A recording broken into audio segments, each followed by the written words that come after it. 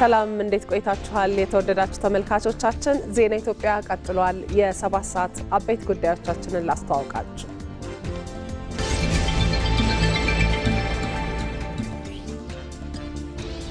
ግጭትና ለመተማመን ካተረፈው የጥፋት መንገድ በመውጣት በሰለጠነ መንገድ የመወያየት ባህልን ማሳደግ ለነገዋ ኢትዮጵያ ብቸኛው የሰላም ዋስትና ሆኗል።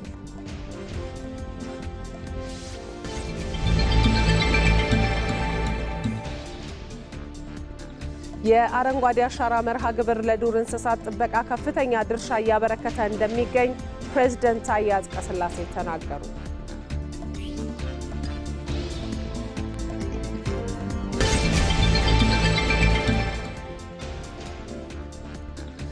አንዲ በርንሃም በ10 ዓመት ውስጥ 7ኛው የታላቋ ብሪታንያ ጠቅላይ ሚኒስትር ሆኑ።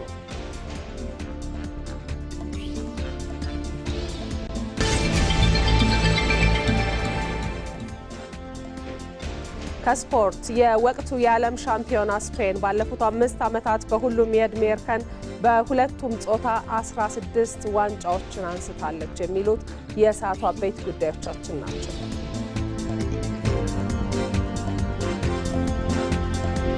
ከዜና ኢትዮጵያ ጋር አብራችሁን ሁኑ ተመልካቾቻችን። ማህሌት ታደለ ነኝ።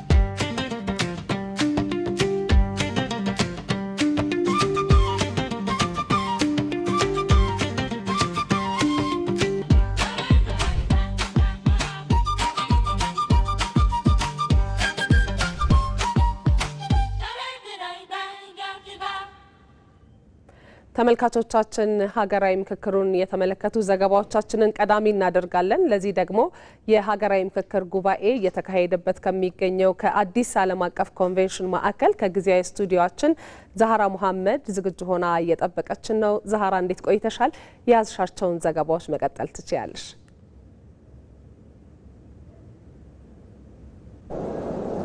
አመሰግናለሁ ማህሌት። እንዴት ውላችኋል ተመልካቾቻችን? እንግዲህ ቀደም ሲል እንደገለጽሽው እኔ የምገኘው ከዚህ ከአዲስ ኢንተርናሽናል ኮንቬንሽን የኢቢሲ ጊዜያዊ ስቱዲዮ ነው። ሀገራዊ ምክክር ላይ ያተኮሩ ዜናዎችን አስቀድማለሁ።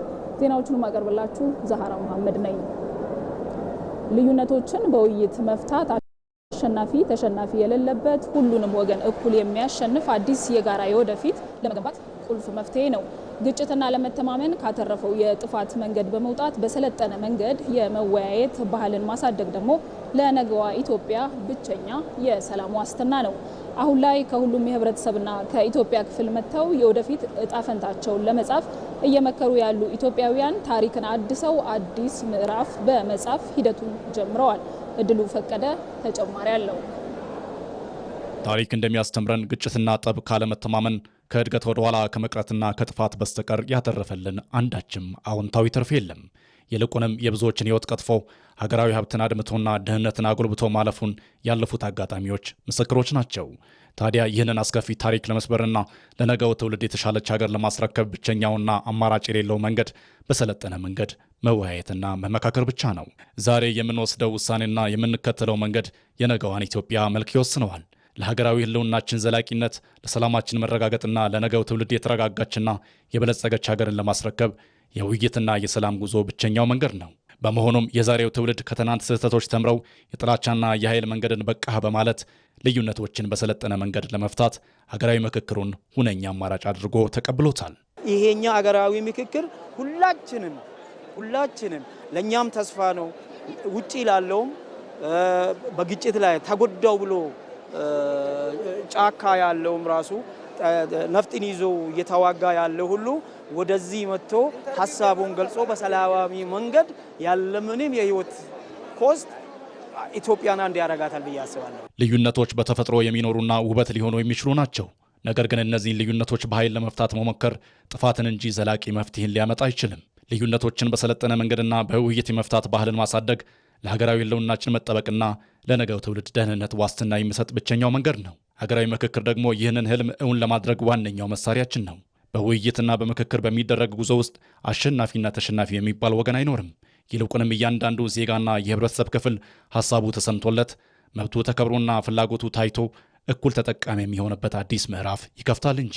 ምክክር ሀሳቦችን የተለያዩ ሀሳቦችን በጋራ በጠረጴዛ ዙሪያ በማድረግ ያንን ሀሳብ ሁሉም ሰው ሀሳቡን እንዲሰጥ ይደረግና የተሻለ ሀገር ለመፍጠር የትኛው ነው የሚበጀን የሚለውን በመነጋገር በመመካከር የምንፈታው ነገር ነው። ለዘላቂ ሰላም ለዘላቂ ልማት የምንይዘው ሀሳብ ነው። ሰላም ዝም ብሎ የሚመጣ ስጦታ ሳይሆን በየቀኑ በምናደርገው ጥረት፣ በምንናገረው ንግግርና በምንወስደው እርምጃ የሚገነባ የሀገር መሰረት ነው። ከግጭት የሚተርፍ ትርፍ የለም። በሰላምና በውይይት ደግሞ የሚጎዳ ወገን አይኖርም። ስለሆነም እያንዳንዳችን በቤታችን በማህበረሰባችንና በሀገራዊ ደረጃ የሰለጠነ ውይይትና የሰላም አምባሳደር ልንሆን ግድ ይለናል። የወደፊቱ ጉዞአችን የሁሉም ወገን እኩል ተጠቃሚነት የሚረጋገጥ አዲስና ብሩህ የጋራ ጉዞ እንዲሆን ከጫፍ እስከ ጫፍ ሁሉም የህብረተሰብ ክፍል የተወከለበት ሀገራዊ ምክክር የችግራችን ማሳረጊያ ዳርቻ ሊሆን ይገባል። ይህም እየተካሄደ ያለው የውይይት ባህል መደማመጥን መሰረት ያደረገ እንዲሆንና የነገዋን አዲስቷን ኢትዮጵያ መዳረሻ እንዲሆን መተባበር ቁልፉ የወቅቱ ጉዳይ ነው። ከተመካከርን እኮ እየተቀራረብን ነው የምንሄደው፣ እየተስማማን ነው የምንሄደው። አሁን ወዲያው ልንስማማበት የምንችላቸው አሉ፣ በሂደት ደግሞ የምንስማማባቸው አሉ። ራሱ ይሄ የምክክር ሂደት ነው፣ ግብ አይደለም። ስለዚህ ከተመካከርን ከተቀራረብን እንደማመጣለን ማለት ነው። ከተደማመጥን ወደ ጦርነት የሚያስገባ ምንም ነገር የለም። ምክክር ሊሆን የሚችለው ጦርነት አጠና ቁጭ አድርገን ነው፣ የጦር መሳሪያ ቁጭ አድርገን ነውና ትልቅ ሰላምና እድገትን ያመጣል ብለን እናምናለን። አሁን ያለንበት በጠረጴዛ ዙሪያ ተቀምጠን እየመከር ነው ያለው ለጋራ ሀገራዊ ራዕያችን የምንቀርጽበት ወሳኝ ጊዜ መሆኑን እያሰብን ሊሆን ይገባል። በጀመርነው ውይይትና በምክክር የሚገነባ ሰላም የሁላችንንም እኩል ተጠቃሚነት የሚያረጋግጥ ማንም አሸናፊ ተሸናፊ የማይሆንበት አዲስና ብሩህ የወደፊት ጉዞ መጀመሪያ ነው። ስለዚህ ሁሉም የህብረተሰብ ክፍል ይህንን የሰላም መንገድ በመምረጥ ለጋራ ሀገር ግንባታ የበኩሉን አስተዋጽኦ ሊያበረክት ይገባል። ይህ ከሆነ በምክክር የሚፈታ ልዩነት በሰላም የሚገነባ ሀገራዊ ህልውና በኢትዮጵያም እውን ይሆናል። ወደ ቀጣዩ መረጃ ሳልፍ በአዲስ አበባ እየተካሄደ የሚገኘው ሀገራዊ ምክክር ኢትዮጵያውያን ከአራቱም ማዕዘናት አሰባስቧል። በምክክሩ ሂደት አንዳቸው የሌላቸውን ሀሳብና ጥያቄ እንዲያደምጡ እድል የሰጣቸው ሲሆን ስለ ሀገራቸውም በጋራ እንዲመክሩ አስችሏቸዋል። ከኤቢሲ ጋር ቆይታ ያደረጉ ተመካካሪዎች ሀገራዊ ምክክሩ ለሁሉም የምትመች ሀገርን መገንባት እንደሚያስችል ገልጸዋል። ወንደሰን አፈወርቅ አስተያየታቸውን አሰባስበዋል።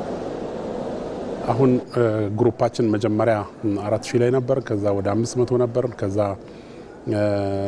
ደግሞ መጥተን አሁን 10 ላይ ነው ያለነው። በ10ሩም ላይ የተለያዩ ብሔሮች ናቸው እንደ አጋጣሚ ያሉትና የሚነሱ በጣም በርካታ ጥያቄዎች አሉ። በተናጠል እያነሳናቸው የነበሩ ግን ደግሞ የዚህ ምክክር አካል እንዲሆኑና የመፍትሄ አካል እንዲሆኑ እኔም የማነሳቸው ሌሎችም የሚያነሷቸው በርካታ ህዝቡን ከህዝቡ ጋር ለያይተው የቆዩ ምናልባትም የሀገሪቱ ህገ መንግስት ጭምርን ሊዳስስ የሚችል አሁን በስራ ላይ ያለውን ህገ መንግስት ሊዳስስ የሚችሉ በርካታ ጥያቄዎች እየተነሱ ነው ያሉት። እዛ ላይ በስፋት ሰዎች ሀሳባቸውን እየሰጡ ነው፣ ምክክር እያደረጉ ነው። እኔ ወጣት ነኝ፣ ትምህርቴን ተምሬያለሁ። አሁን በግል ስራ ላይ ነው የምተዳደረው። ወክዬ የመጣሁት ደግሞ እንደ አጋጣሚ የንግድ ማህበረሰብን ነው። አጠቃላይ አገሪቱን የዳሰሰ አጠቃላይ ችግሮቻችንን የዳሰሱ የመፍትሄ ሀሳቦችን በሀገራችን ቀጣይ ልማት ላይ ቀጣይ የዲሞክራሲ የኢኮኖሚ ለማህበራዊ ግንባታዎች የሚሆኑ መሰረታዊ የሆኑ ነገሮችን ከዚህ እጠብቃለሁና አሁን ያለውም ሁኔታ ያንን የሚያሳይ ነው።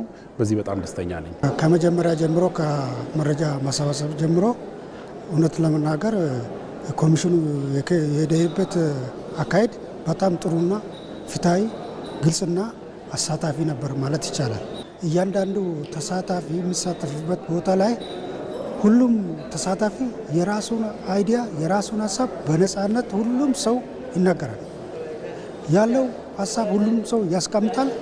ይሄ ይህን ተናገሩ ተብሎ የሚከለከልበት ሁኔታ የለም እና የሚያነሱት ኢሹ በጣም ወሳኝና ጥሩ የሆኑ አይዲያዎች ናቸው። እስካሁን መረጃ እንትኖችን ሰዎች ተመርጠው በ50 ተከፋፍሎ በ50ዎቹ በ10 ተከፋፍሎ በ10 ቡድን ተከፋፍሎ ጸሐፊና ሰብሳቢ መርጦ ውይይቱ እየተካሄደ ነው።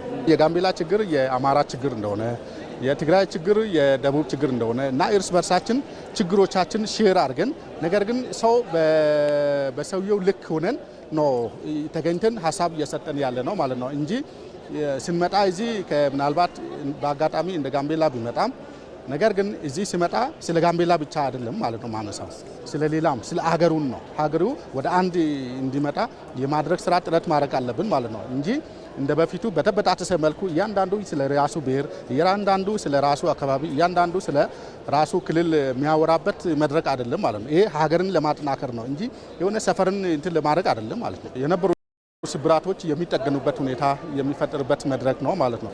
ሀዞሬታ ኦተናው ይኸው ውርስ ተጠቀም ኦቲዮ ኩመታ ያ አውተናፕ ኮይሮ ጥበብ በተሞላበት መንገድ በተቀመጡት አጀንዳዎች ላይ መወያየትና መግባባት ከቻልን የተሻለ ሀገር እንዲኖረን ያደርጋል። በዚህም ኢትዮጵያ ታተርፋለች ብዬ አምናለሁ። የተዛቡ ታሪኮቻችንም ተቃንተው ለአለመግባባቶችና ተከማችቶ ለመጣው ችግር ምክንያት በሆኑ ጉዳዮች ላይ እየተወያየን በመሆኑ ከምክክሩ ዘላቂ መፍትሄ እንደሚመጣ አምናለሁ።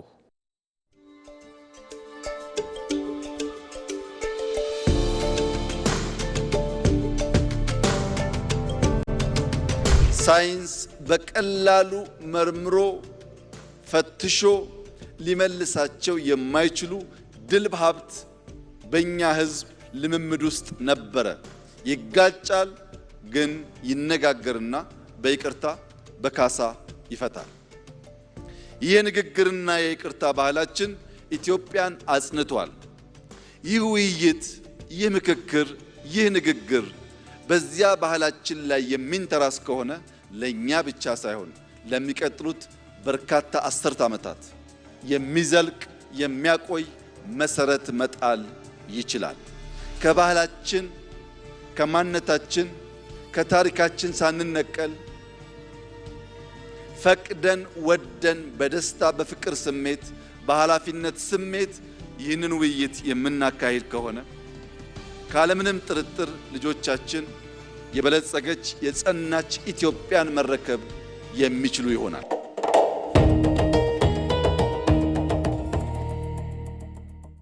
ሀገራዊ ምክክሩ ችግሮችን ከስር መሰረታቸው በመፍታት የሀገር ሰላምን የሚያረጋግጥ ነው።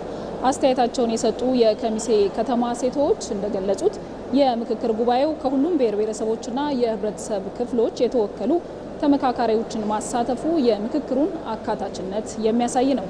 ሳሙኤል ወርቃየው በኢትዮጵያ ዘላቂ ሰላምን ለማስፈን አለመግባባቶችን በሰላማዊ ውይይት ለመፍታትና የሀገር አንድነትን ለማጠናከር ዋነኛ መፍትሄ የሆነው ሀገራዊ ምክክር ባለፉት 4 ዓመታት የተለያዩ ምዕራፎችን በማለፍ ለሀገራዊ መግባባት መሰረት የሚጥሉ አጀንዳዎችን በመለየት ከ4000 በላይ ተመካካሪዎችን በአንድ ላይ አሰባስቦ በአጀንዳዎች ዙሪያ ምክክር ከተጀመረ ቀናት ተቆጥረዋል። በአማራ ክልል ኦሮሞ ብሔረሰብ አስተዳደር የከሚሴ ከተማ ሴቶች እንደሚያነሱትም ይህ ታሪካዊ መድረክ ችግሮችን ከስር መሰረታቸው በመፍታት አንድነትን የሚያጠናክር ነው። ይሄ ምክክር ዛሬ ላይ አይደለም የተጀመረው፣ የቆየ ነው። ይሄ ማለት በጥልቀት የኢትዮጵያን ችግር ከስር መሰረቱ ለመፍታት በደንብ ታስቦበት የተሰራ ምክክር ነው። ይሄ የኢትዮጵያን የወደፊት ዕጣ ፈንታ የሚወስንና ቀጣይ ሀገራችን በሁሉም ዘርፍ ያለምንም ችግር አንድነትን ቀጣይነት ያለው ሰላም ብዙ እሴቶች አሉን፣ ብዙ ባህሎች አሉን።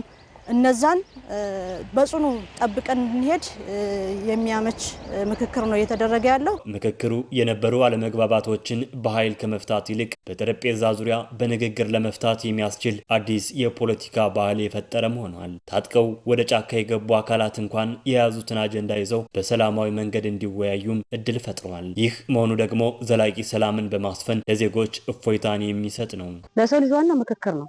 ምክክር ካለ መፍትሄ ሊኖር ይችላል። በሰላም ጉዳይ ምናምን የሆነች ግጭት ምናምን ይቆምልናል። ማንኛውም ነገር ሰላም ካለ ሁሉም ነገር ይስተካከላል። ይሄ ምክክሩ ለኛ ጥሩ ነው ማለት ነው። በጠረጴዛ ዙሪያ የማንወያይበት ጉዳዮች አይኖሩም።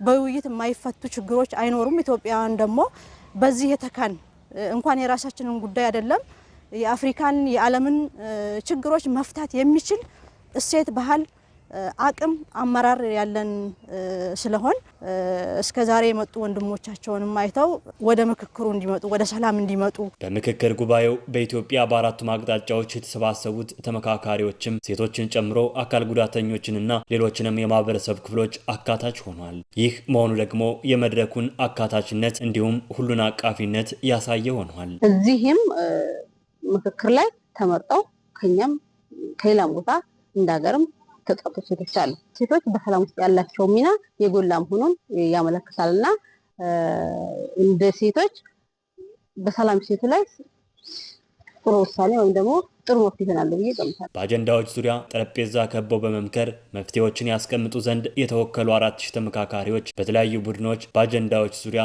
ምክክር መጀመራቸው የሚታወስ ነው። ቀጥለናል ተመልካቾች። ኢትዮጵያውያን የልዩነት ምንጭ ሆነው የቆዩ ጉዳዮችን በውይይት በመፍታት ነጋቸውን ብሩህ ለማድረግ በአዲስ አበባ ምክክር እያደረጉ ነው። በዚህ በአዲስ ዓለም አቀፍ ኮንቬንሽን ማዕከል የሚገኙ ተመካካሪዎች በቡድን በመሆን በአጀንዳዎች ላይ እየተወያዩ ነው። ወንደሰን አፈወርቅ ሂደቱን ያስቃኘናል።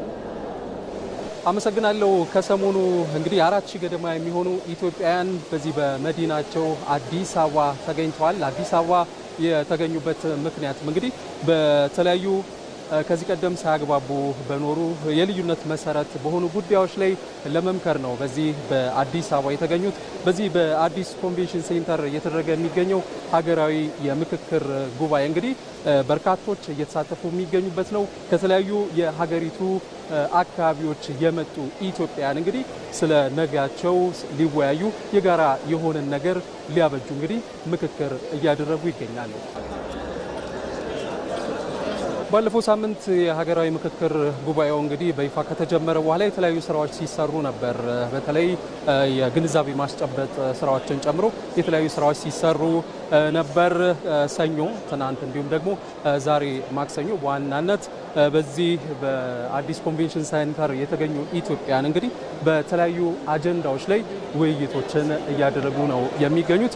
ጠዋት ላይ ገብተን እንደተከታተልነው እንደተመለከትናቸው እንግዲህ የተለያዩ አጀንዳዎች ተነስተው ኢትዮጵያውያኑ በነዛ አጀንዳዎች ላይ ምክክር እያደረጉ ነው የሚገኙት። በዚህ በሀገራዊ ምክክሩ ጉባኤ ላይ የቀረቡ አጀንዳዎች እንደሚታወቀው እንግዲህ በተለይ ኢትዮጵያውያን ከዚህ ቀደም የተለያዩ የልዩነት ምንጭ የነበሩ እንዲሁም ደግሞ ኢትዮጵያውያንን አንድ ወደ መሆን እንዲመጡ ማድረግ በማስፈለጉ ምክንያት ነው እንግዲህ እነዚህ አጀንዳዎች ላይ እየተመከረ የሚገኘው።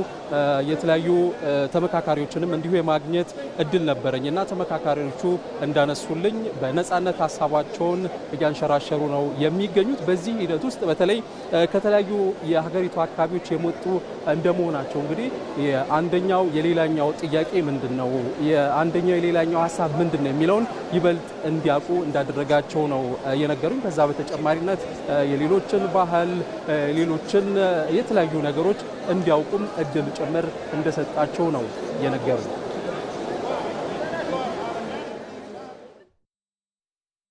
ካለፉት ችግሮች ተምረን የተሻለች ሀገርን ለመገንባት በመካሄድ ላይ ከሚገኘው ሀገራዊ ምክክር መልካም ውጤት እንደሚጠብቁ የሐዋሳ ከተማ ነዋሪዎች ተናገሩ። አካታች የሆነው የኢትዮጵያ ሀገራዊ ምክክር ጉባኤ የሁሉም ወገን ድምፅ እኩል እንዲሰማ እድል የፈጠረ ስለመሆኑ አስተያየት ሰጪዎቹ ገልጸዋል። አስተያየታቸውን ያሰባሰበው ሚካኤል ገዙ ነው። ተከታትለን እንመለስ። አሁን ጥሩ መንገድ ላይ ናት። ይሄ እኮ በታሪካችን እኮ እንዲህ አይነት እንመካከር የሚል መጥቶ አያውቅም። እንነጋገር፣ እንመካከር፣ ምንድነው ችግራችሁ የሚል ጠፍቶ አታ የኖረች አገር ናት ኢትዮጵያ እና አሁን ጥሩ ለውጥ ላይ ናት።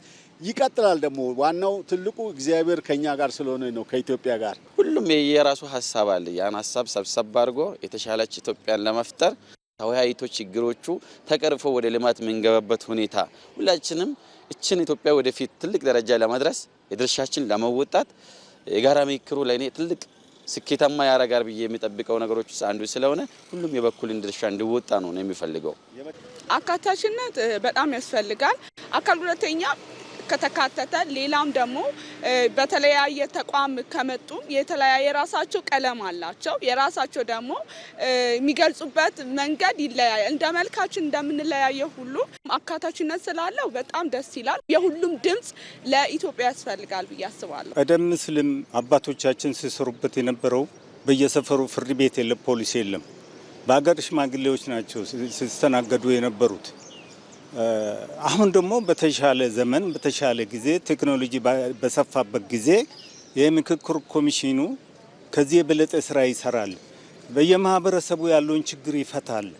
ነገም ተነጎዳም በሌላም በጥቃቅን ነገር እንዳንጋጭ ይረዳናል፣ ይጠቅመናል። አጀማመሩም ጥሩ ነው፣ አጨራረሱም ጥሩ ይሆናል ብዬ አስባለሁ። ሁሉም ያካተተ ውይይት ሲኖር መፍትሄ ያለው ነገር ይኖራል። መፍትሄ ያለው ነገር ደግሞ ከተገኘ አገርን ይለውጣል። ስለዚህ ሁሉም ዜጋ አካታች በሆነ መንገድ መወያየቱ ሁሉንም የህብረተሰብ ክፍል ያማከለ በመሆኑ ነገ ለሚገነባው የተሻለች ኢትዮጵያ ጥሩ የሆነ የግንዛቤ ወይንም ጥሩ የሆነ የሀሳብ ልውውጥ ይኖራል ብዬ ነው ማስበው። እንደ አገራችን አሁን የተጀመሩ ነገሮች ካለፉት ነገሮች ተምረን ነገ የተሻለ ነገር ለማድረግ የምክክር መደረጉ በሁሉም ዘርፎች ወይንም በሁሉም የህብረተሰብ ክፍሎች መደረጉ አካታችነቱ በጣም ጥሩና ደስ የሚያሰኝ ነው ብዬ ነው ማምነው። ሰላምን ያመጣል፣ አንድነትን ያመጣል፣ እድገትን ያመጣል። ሰላም ካለ እድገት ይመጣል። ሰላም ካለ ህዝብ በሰላም ይኖራል።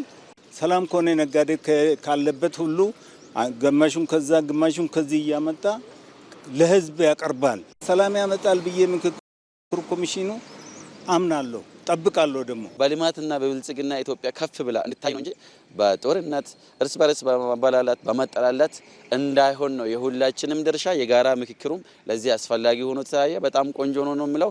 ቆንጆ አይዲያ ይዞ እንደሚመጡ ሙሉ እምነት አለኝ። ኢትዮጵያን ለዘላለም ትኑር። ተመልካቾቻችን ከዚህ ከአዲስ ኢንተርናሽናል ኮንቬንሽን ማዕከል ጊዜያዊ የኢቢሲ ስቱዲዮ ሀገራዊ ምክክር ላይ የተመለከቱ ዜናዎችን ሳደርሳችሁ ዛህራ መሐመድ ቆይታ አድርጋለሁ። አሁን በቀጥታ ወደ ዋናው ስቱዲዮ መልሳችኋለሁ። እናመሰግናለን ዛህራ፣ መልካም ቀን።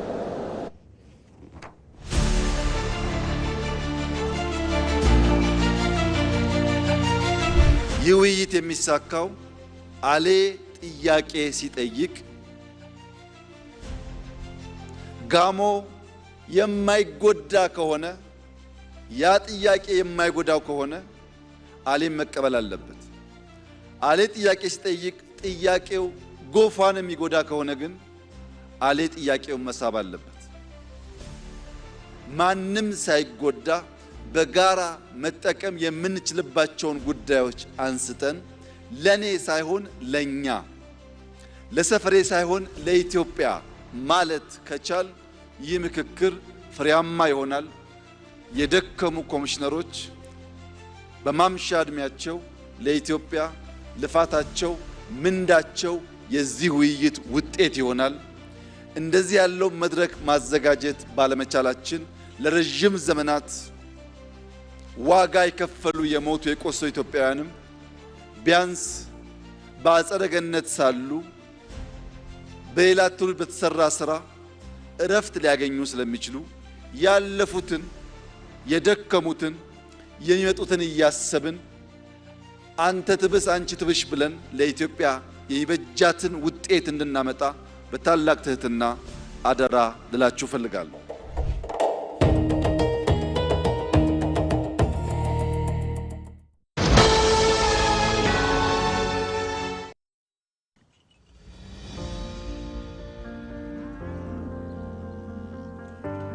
እንዴት ዋላችሁ? መስገን ምን ነው ቀዘቀዝ? ትንሽ አዝመራ ዘር አነሳለብኝና ምን እናግዝ ታዲያ? እኔም አርሼ የምመልሰው የእህል ዘር ብድር ባገኝ ብዬ ስንከራተት ነው ያልኩኝ። እስከ መቼ የእህል ዘር በብድር ይሞላል ብለን? ምን ላርግ ታዲያ? ምን መላ ይገኛል? መላውንማ ልንገርህ። እኔው ራሴ ማዳበሪያን ሰው ይመላ ሳፈላልግ የኢትዮጵያ ንግድ ባንክ ለአርሶ አደሩም ለአርብቶ አደሩም እፎይታ የሚሰጥ ብድር ማዘጋጀቱን አልሰማም መሰል። ይኸውልህ ለሰብል ምርት ብትል፣ ለመጋዘን፣ ለግብርና መሳሪያ፣ ለማዳበሪያ፣ ለወተት ተዋጽኦ ብትል፣ ለእንስሳት እርባታ የሚሆን አመቺ ብድር አመቻችቷል። ግን እንደው ለኔ የሚያበድሩኝ ይመስላል? አዎ ስልህ ለብቻም ሆነ ከሌሎች አርሶ አደሮች ጋር ቢሆን አንድ ላይ ሆናችሁ መበደር ትችላላችሁ። ታዲያ ምን ማድረግ ነው የሚጠበቅብኝ? እዚህ አቅራቢያ የሚገኝ የኢትዮጵያ ንግድ ባንክ ቅርንጫፍ ጎራ ብለህ ባለሙያ ማክረህ ከ25% ጀምሮ ቆጥበህ የአሻን የግብርና ብድር መበደርና ልማትን ማቀላጠፍ ነው። አገር የሚመግበው ባለሙያ ለዓመታት ሲያገለግል የቆየው የኢትዮጵያ ንግድ ባንክ የግብርና ስራ እንዲቀላጠፍ አስፈላጊ የሆነ ብድር አመቻችቷል። ከ5% ጀምሮ ቆጥበው የግብርና ስራውን ያቀላጥፉ። የኢትዮጵያ ንግድ ባንክ ሁሌም የሚተማመኑበት ባንክ። ዜና ኢትዮጵያ ላይ ናችሁ ተመልካቾቻችን። ዘገባዎቻችን አሁንም ይቀጥላሉ። የኢትዮጵያ ፌዴራል ፖሊስ በምስራቅ ኢትዮጵያ በኩል በጅቡቲና በየመን አድርገው ወደ ሳዑዲ አረቢያ ሰዎችን በህገወጥ መንገድ ሲልኩ የቆዩ የተደራጁ 17 የወንጀል ቡድን አባላትን በቁጥጥር ስር መዋሉን አስታወቀ። ተጠርጣሪዎቹ የህገወጥ የሰዎች ዝውውር መረብ በመዘርጋት ተጎጂዎቹ በየመን በኩል ወደ ሳዑዲ አረቢያ ገብተው የተሻለ ኑሮ እንደሚኖሩ ሀሰተኛ ተስፋ በመስጠትና በማሳመን ከተለያዩ የሀገራችን አካባቢዎች በደላሎች አማካኝነት ተጎጂዎችን በመመልመል ሲልኩ መቆየታቸውንም ፖሊስ አረጋግጧል። በተለይም ተጠርጣሪዎቹ ተጎጂዎችን በመያዣነት በመጠቀም ወደ ቤተሰቦቻቸው ስልክ በማስደወል ከፍተኛ ገንዘብ ሲጠይቁ እንደነበርና ገንዘብ መክፈል ላልቻሉ ቤተሰቦች ተጎጂዎችን እየደበደቡ እንዲሁም እያሰቃዩ ቪዲዮ በመቅረጽ የስነ ልቦና ጫና ሲፈጥሩ እንደነበር ፖሊስ በምርመራው አረጋግጧል። ህገወጥ አዘዋዋሪዎቹ ከተጎጂዎች ከ1 ቢሊዮን ብር በላይ በህገወጥ መንገድ መቀበላቸውን፣ ከ40 ሺህ በላይ ሰዎችን በህገወጥ መንገድ ማዘዋወራቸውን፣ ከ60 ሰዎች በላይ ለህልፈት መዳረጋቸውን እንዲሁም በርካታ ሴቶች መደፈራቸውን በምርመራ ተረጋግጧል ብሏል ፖሊስ። የኢትዮጵያ ፌዴራል ፖሊስ ህገወጥ የሰዎች አዘዋዋሪዎችና ተባባሪዎቻቸው በቁጥጥር ስር እንዲውሉ ድጋፍ ላደረጉ አካላት ምስጋናውን እያቀረበ ህብረተሰቡ የዜጎች ተሳትፎ መተግበሪያ ኤፍፒ አፕ 991 ነጻ የስልክ መስመርና ሰው አልባ ፖሊስ ጣቢያ ኤስፒኤስን በመጠቀም መረጃ በመስጠት ትብብሩን አጠናክሮ እንዲቀጥል ጥሪ አስተላልፏል።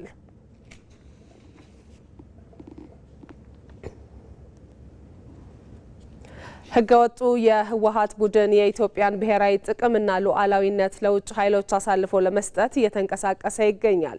ቡድኑ ከታሪካዊ የውጭ ጠላቶች ጋር በጥቅም ተሳስሮ በመስራት የሀገር ክህደት እየፈጸመ ነው። ህገወጡ የህወሓት ቡድን የውጭ ኃይሎች ዋነኛ መሳሪያና ተላላኪ በመሆን የኢትዮጵያን ብሔራዊ ጥቅም አደጋ ላይ ለመጣል እያሴደም ይገኛል። ወንድማገኝ ኃይሉ ተጨማሪ አለው።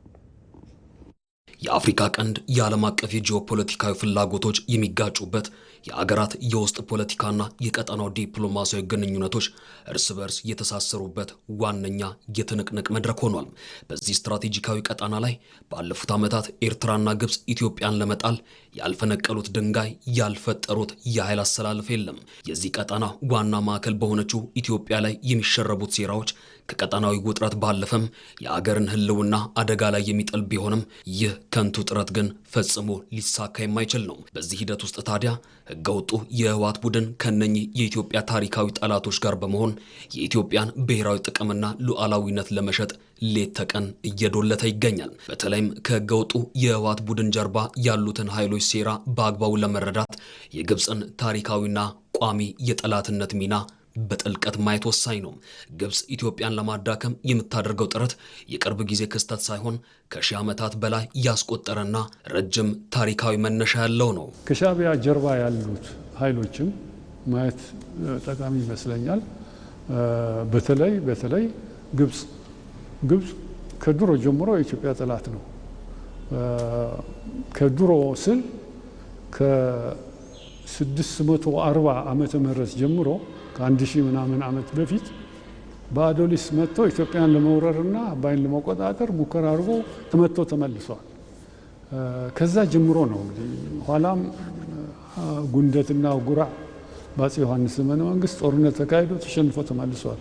ይሄ ስትራቴጂው ቀይሮ በጦርነት ሳይሆን ከውስጥ ጠላት በመፍጠር የኢትዮጵያን ስርዓተ መንግስት ማዳከምና ማፍረስ የሚል ቋሚ ዓላማ አለው። ህገወጡ የህወሓት ቡድን ኢትዮጵያን ለማተራመስ ብሎም ብሔራዊ ጥቅምና ሉዓላዊነቷን አደጋ ላይ ለመጣል ከሚፈልጉ ታሪካዊ የውጭ ጠላቶች ጋር በጥቅም ተሳስሮ ለእነዚሁ ኃይሎች እየሰራ ስለመሆኑም ብዙ ማሳያዎች አሉ። ኢትዮጵያ አለመረጋጋትን እንደ ቋሚ አጀንዳው የሚወስድ አገር አለ።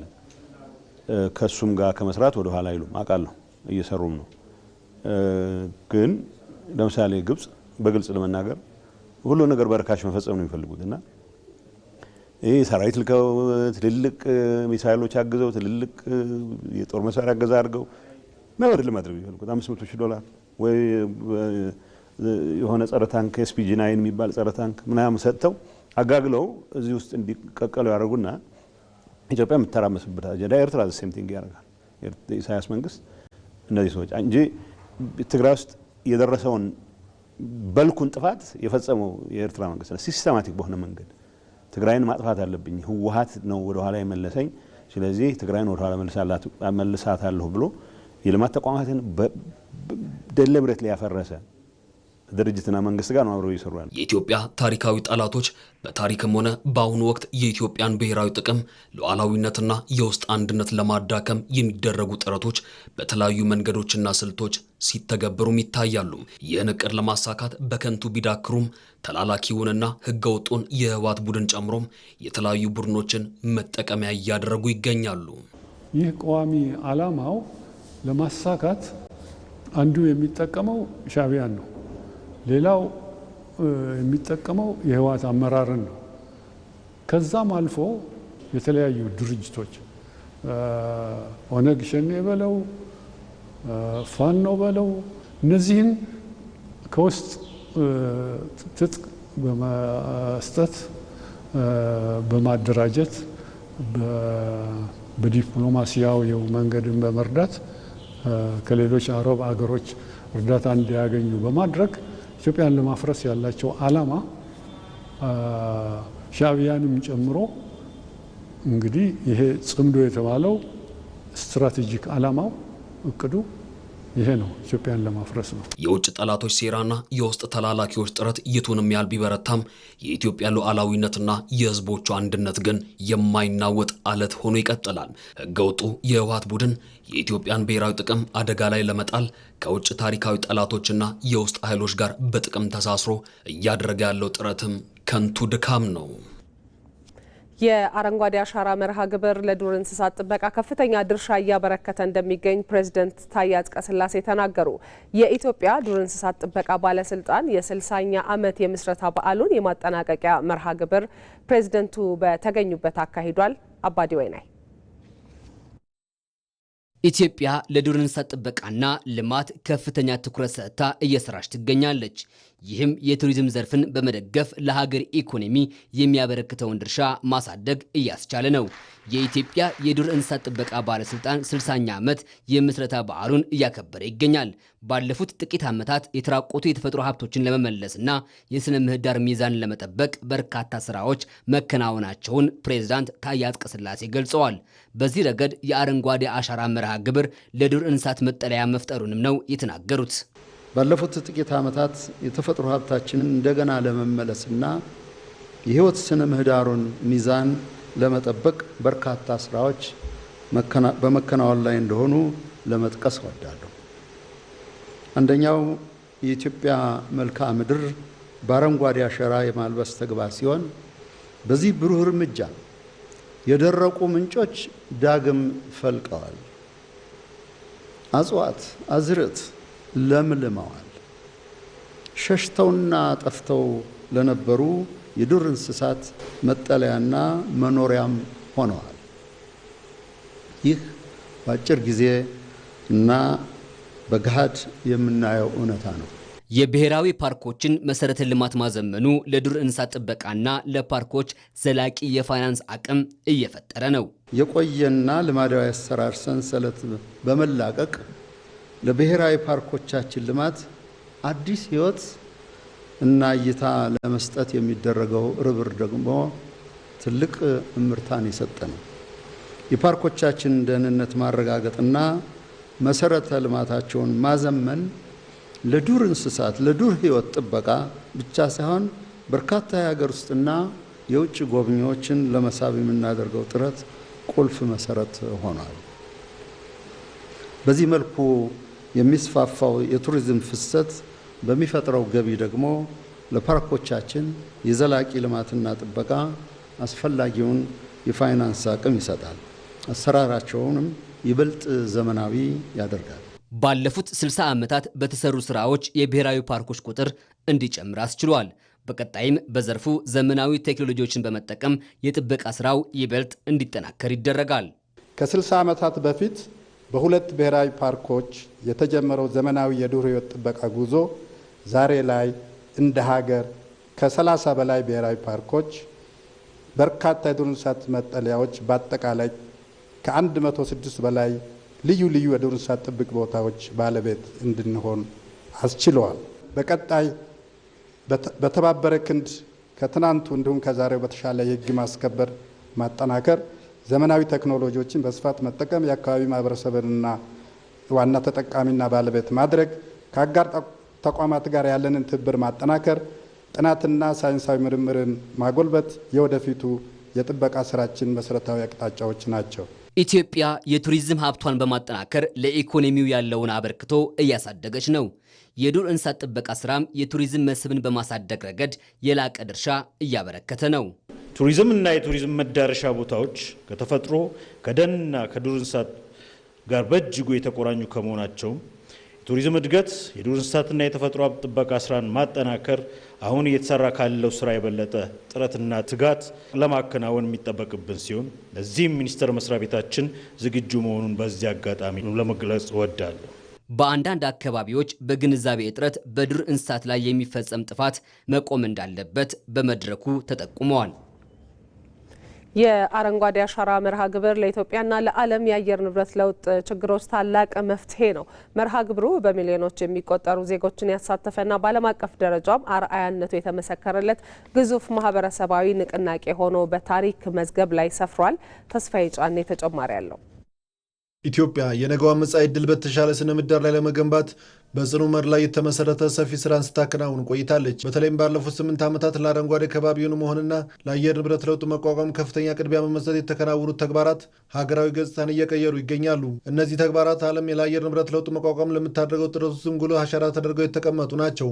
ይህንን ታላቅ ሀገራዊ ዓላማና ራዕይ ዜጎችም በከፍተኛ የባለቤትነት ስሜት የተረዱ ሲሆን ከዳር እስከ ዳር በመንቀሳቀስ በንቃት በመሳተፍ ለቀጣዩ ትውልድ የሚተርፍ የአረንጓዴ አሻራቸውን በማሳረፍ ላይ ናቸው።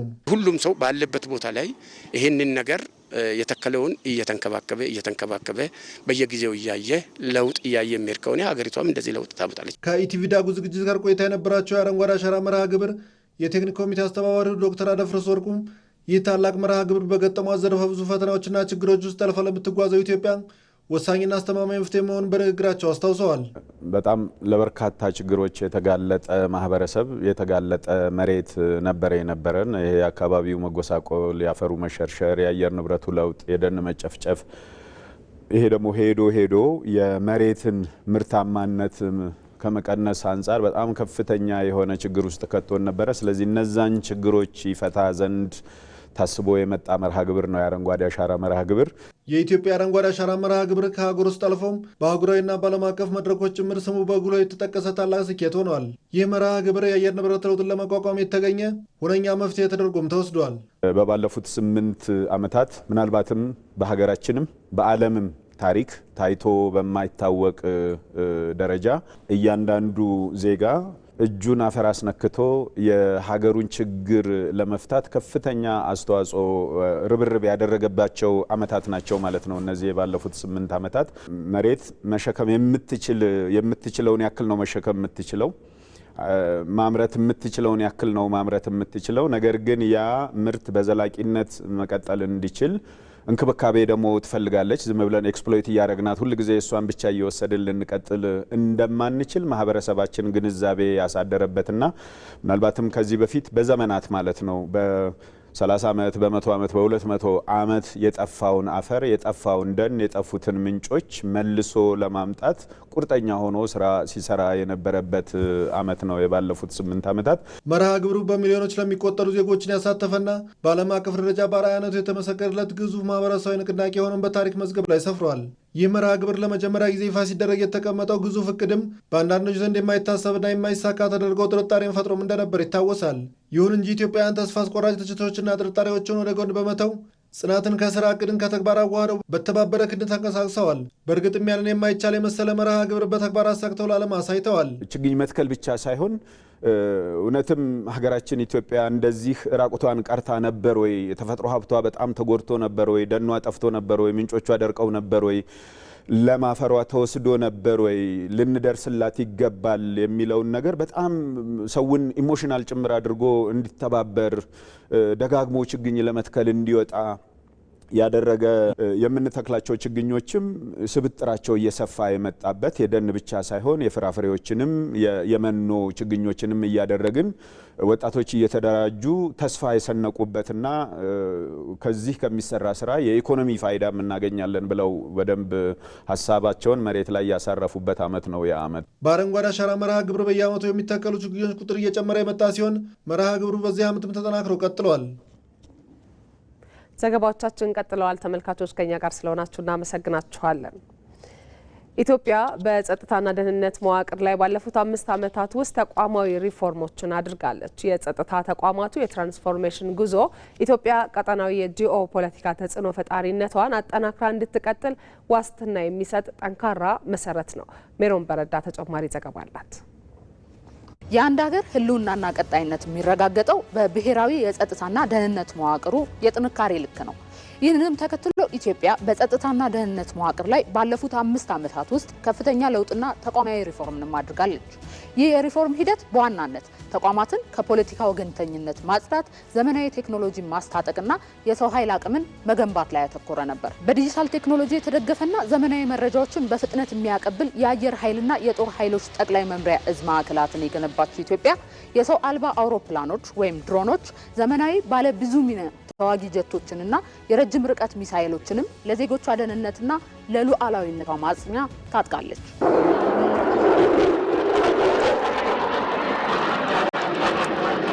ከክትትልና መረጃ አሰባሰብ ግልጋሎት ጀምሮ ከፍታ ላይ መብረር የሚችሉና ከባድ ሚሳኤሎችን መሸከም የሚችሉ ስልታዊ ተዋጊ ድሮኖችን ጨምሮ ለረጅም ሰዓታት በአየር ላይ መቆየት የሚችሉና ሌዘር መሪ ያላቸውን ሚሳኤሎችን ታጥቀው ጥቃት መሰንዘር የሚችሉ ድሮኖችን ባለቤትም ሆናለች። ከ300 እስከ 400 ኪሎ ሜትር ርቀት ላይ የሚበርን ማንኛውንም አካል ቀድሞ ለመለየት የሚችሉ 3D ራዳሮች በዋና ዋና ድንበሮችና ስልታዊ ማዕከላት ላይ ተክላ ድንበሯን የምትጠብቀው ኢትዮጵያ 130 ኪሎ ሜትር ርቀት ላይ የሚገኝን ጠላት በከፍተኛ ፍንዳታ የማውደም አቅም ያላቸውን የረጅም ርቀት ሮኬት ማስወንጨፊያ ተሽከርካሪዎችንም በእጇ አድርጋለች። 5ኛው ትውልድ የሆነውን የሱ-30 እጅግ ዘመናዊ ረጅም ርቀት ተጓዥና በአየር ላይም ሆነ በምድር ላይ ያሉ ኢላማዎችን በከፍተኛ ትክክለኛነት መምታት የሚችለው ተዋጊ ጀትም ሌላው ኢትዮጵያ ባለፉት ዓመታት ከታጠቀቻቸው ዘመናዊ መሳሪያዎች አንዱ ነው። በብሔራዊ መረጃና ደህንነት አገልግሎት ዘርፍ ደግሞ የደህንነት ዩኒቨርሲቲ ኮሌጅን በማቋቋም በመቶዎች የሚቆጠሩ መኮንኖችን በደህንነት ሳይንስ፣ በሳይበር መረጃና በወንጀል ምርመራ ዘርፍ አስመርቋል። በጸረ ሽብርና የድንበር ተሻጋሪ ወንጀሎች ስምምነትም ከተለያዩ የዓለም ሀገራት ከ60 በላይ የሚሆኑ የደህንነት ተቋማት ጋራ የጋራ መረጃ የመለዋወጥ ስምምነትንም አድርጋለች። የሀገር መከላከያ አቅም አሁን ላይ በምድርና ከአየር ባለፈ በህዋና በሳይበር ላይ የተመሰረተ መሆኑን ተከትሎም የኢንፎርሜሽንና መረብ ደህንነት አስተዳደር ቁልፍ መሰረተ ልማቶችን ከሳይበር ጥቃቶች የመከላከል ዓለም አቀፍ ተወዳዳሪ አቅምንም ገንብቷል። በዚህም እንደ ታላቁ የህዳሴ ግድብ የፋይናንስና የቴሌኮም መዋቅሮች ላይ የተሰነዘሩ በ10 ሺዎች የሚቆጠሩ የሳይበር ጥቃቶችን በኢንሳ መከላከል ተችሏል። በየዓመቱ የሚሰነዘሩ የሳይበር ጥቃቶች ቁጥር ከጊዜ ወደ ጊዜ እየጨመረ የመጣ ቢሆንም በአማካይ በአመት ከ5000 እስከ 8000 የሚደርሱ ከፍተኛ ጥቃቶች እንዲከሽፉም ተደርጓል። በዚህም የተቋሙ የሳይበር ጥቃቶችን የማክሸፍ አቅም 95 በመቶ እንዲደርስ ሆኗል። የዛሬዎቹ የጸጥታ ተቋማት የማድረግ አቅም የሚለካው በጠመንጃ ብዛት ሳይሆን በድሮን፣ በሳይበር፣ በአርቲፊሻል ኢንተለጀንስ እና በፕሮፌሽናል የሰው ኃይል ግንባታ ነው። ይህ ከትላንት እስከ ዛሬ የተደረገ የጸጥታ ተቋማት የትራንስፎርሜሽን ጉዞ ኢትዮጵያ ቀጠናዊ የጂኦፖለቲካ ተጽዕኖ ፈጣሪነቷን አጠናክራ እንድትቀጥል ዋስትና የሚሰጥ ጠንካራ መሰረትም ነው።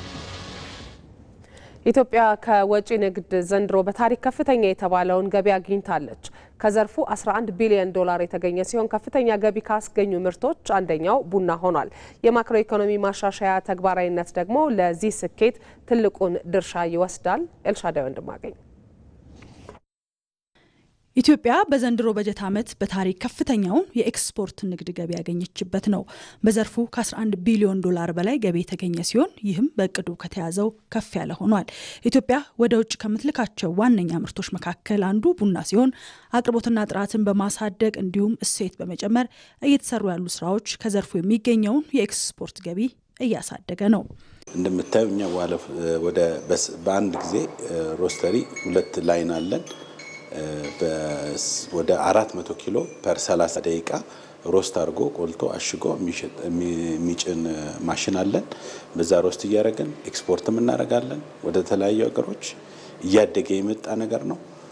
ለሎካልም ቫልዩ አድርገን ኢትዮጵያኖች የተሻለ ቡና እንዲጠጡ እየሰራን እንገኛለን። ይሄ የሚያሳየው ምርትና ምርታማነት፣ ቫልዩ አዲሽን፣ ጥራት ያለውን ቡና ከፍ ያሉ ቡናዎች በጥሬም ቢሆን ዋጋቸው በጣም ሀይ እንዲሆኑ ቡናዎችን ኦል ኦቨር ዘ ወርልድ በመላክ የተገኘ ምርት ነው። የዛሬ 8 ዓመት ወይ ከለውጡ በፊት ቢባል ቡና 700-600 ሚሊዮን አያልፍም። ሀገራዊ የማክሮ ኢኮኖሚ ፖሊሲ ማሻሻያ ተግባራዊ መሆኑ ለኤክስፖርት ንግድ መነቃቃትና ለውጭ ምንዛሬ ግኝት ማደግ ትልቅ አስተዋጽኦን አበርክቷል። ይህም በዘርፉ ለተሰማሩት ምቹ ሁኔታዎችን ፈጥሯል። ሞር ኢትዮጵያን ይለውጣታል። አገር ብቻ መለወጥ ብቻ ሳይሆን አገራችን ከፎሬን ከረንሲ ሞር እንድታገኝና ከቡና የሚገኘው ከፎሬን ከረንሲ ብዙ ነገሮችን እንዳንቸገር ይረዳል ብዬ አምናለሁ። እንደምታዩ ከ600 ሚሊዮን 700 ሚሊዮን የነበረው ወደ 3 ቢሊዮን ይደርሳል በዚህ ዓመት ገደማ ኤክስፖርት በቡና ብቻ። ይህ ትልቅ አቺቭመንት ነው። ኦልሞስት 500% ማለት ነው።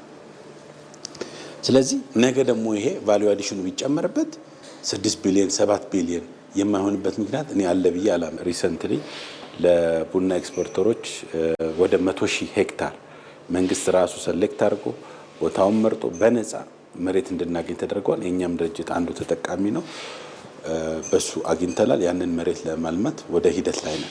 ይሄ በመንግስት በራሱ ኢኒሼቲቭ ሞደርን እርሻዎች፣ ኢሪጌትድ የሆኑ እርሻዎች እንድናለማ የተሰጠን መሬት ነው።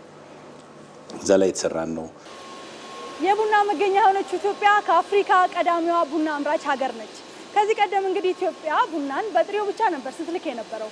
አሁን ላይ ደግሞ ኢትዮጵያ ቡናን እሴት በመጨመር በመላክ በዓለም ገበያ ተወዳዳሪ ሆናለች። የውጭ ምንዛሪ እድገቷንም ከፍ አድርጋለች። ይህ በቅርብ ዓመታት እንደ ማዕድን ያሉ አዳዲስ ዘርፎች በውጭ ምንዛሪ ግኝት ውስጥ ያላቸው ድርሻ ትርጉም ባለው ደረጃ እያደገ እንደመጣ አሳይቷል። ዛሬ የት ነው ያለው ወዴት ይሄዳል ብሎ ኮንቴክስት ያስፈልገዋል። የዛሬ 3 ዓመት በፊት ብናየው በአጠቃላይ ከ4 ቢሊዮን ዶላር ያነሰ ነበር። እንደውም ቀደም ብሎ ያየነው ነው ከዛ 2-3-4 ዓመት በፊት ቀደም ብሎ ያየነው ስታቲክ ሆኖ ነበር። የኢትዮጵያ ኤክስፖርት የማይንቀሳቀስ ደረጃ ከ2.5 ከ2.6 ቢሊዮን እየደረሰ እንደውም ቆመ ወይ የምንባልበት ጊዜ ደርሶ ነበር።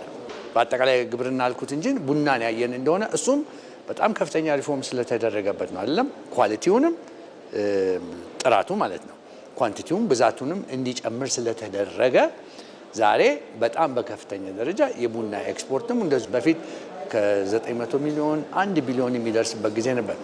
in the last 3 years በ3 ዓመት ባጭር ጊዜ ውስጥ አየሽ ትኩረት ሲሰጠው ሪፎርም ሲኖረው ምን ያህል ለውጥ እንደሚያመጣ በድርጊት የኤክስፖርት ምርት አይነቶችን ማብዛት፣ የመዳረሻ ሀገራትን ማስፋፋትና የምርት መጠንና ጥራትን ለማሳደግ እየተሰሩ ያሉ ስራዎች መጠናከር እድገቱን ለማስቀጠል ወሳኝ ነው። ኢንዱስትሪ ያስፈልገናል ስንል ለሀገር ውስጥ ምርት ያስፈልገናል፣ ግን ለኤክስፖርት ደግሞ የውጭ ምንዛሪ እንድናገኝ የሚያደርገንና በድርጊት በምናይበት ጊዜ ከፍተኛ ለውጥ መጥቷል። ዘንድሮ ከውጭ ንግድ የተገኘው ከፍተኛ እድገት ኢትዮጵያ እያደረገች ያለችውን የለውጥ ጉዞ በእጅጉ ይደግፋል።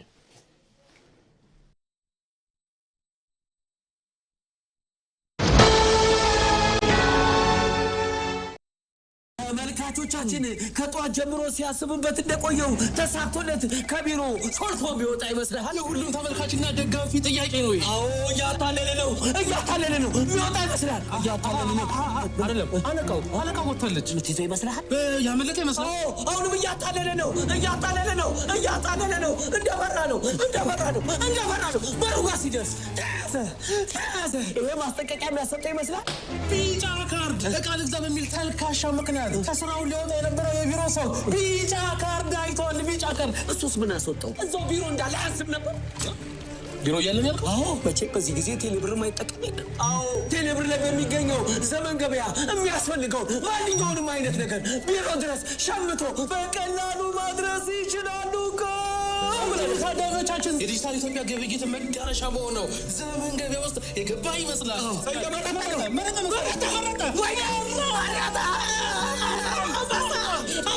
ነገር ነው። ይሄንን ቀሚስ ባይገዛ ኖሮ አልቆለት ነበር።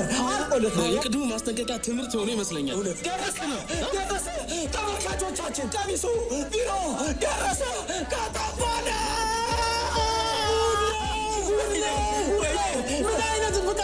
ምን አይነት ቴክኖሎጂ! ወይኔ ዘመን ገበያ ከጉዳ ወጣ።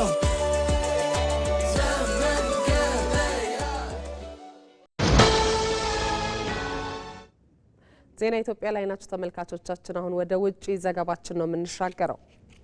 አንዲ በርንሃም በ10 ዓመት ውስጥ 7ኛው የታላቋ ብሪታንያ ጠቅላይ ሚኒስትር በመሆን ስልጣን ተረከቡ። የሌበር ፓርቲን የውስጥ ሽግግር ተከትሎ በንጉስ ቻርልስ ሳልሳዊ ጥሪ የተደረገላቸው የቀድሞ የማንቸስተር ከንቲባ ሀገሪቱን ከፖለቲካዊ ውዥንብርና ከኢኮኖሚ አለመረጋጋት ለማውጣት ስልጣን ተረክበዋል። ወንድማገኝ ኃይሉ into the North Centre Gate. የታላቋ ብሪታንያ የፖለቲካ ስርዓት በዓለም አቀፍ ደረጃ በጽኑ ተቋማዊ መዋቅሩና በፖለቲካዊ መረጋጋቱ ይታወቅ ነበር። ነገር ግን ባለፉት 10 ዓመታት ያየችው ተደጋጋሚ መንግስት መሪዎች ቅያሪም የዚችን ታላቅ ሀገር የፖለቲካ ገጽታ ሙሉ በሙሉ ቀይሮታል። ባለፉት 7 ዓመታት አንዳንድ መሪዎች እቅዶቻቸውን እንኳን በከፊል ሳይጀምሩ ቤተ መንግስታቸውን ለቀው እንዲወጡ ገዢ ፓርቲዎች በማስገደዳቸው ባለፉት 7 ዓመታት 7 ጠቅላይ ሚኒስትሮችን አስተናግዳለች። አዲሱ ጠቅላይ ሚኒስትር አንዲ በርንሃም በባኪንግሃም ቤተ መንግስት በንጉስ ቻርልስ ሳልሳዊ ጥሪ ተደርጎላቸው የአገሪቱ አዲስ ጠቅላይ ሚኒስትር ሆነው መሾማቸውን ተከትሎም ብሪታንያ ወደ አዲስ የፖለቲካና የኢኮኖሚ ምዕራፍ ተሸጋግራለች። ይህ ያልተለመደ የፖለቲካ ሽግግር የዩናይትድ ኪንግደም የኢኮኖሚ የማህበራዊና የጂኦፖለቲካዊ ቀጣይነት ላይ በርካታ ጥያቄዎችን አስነስቷል።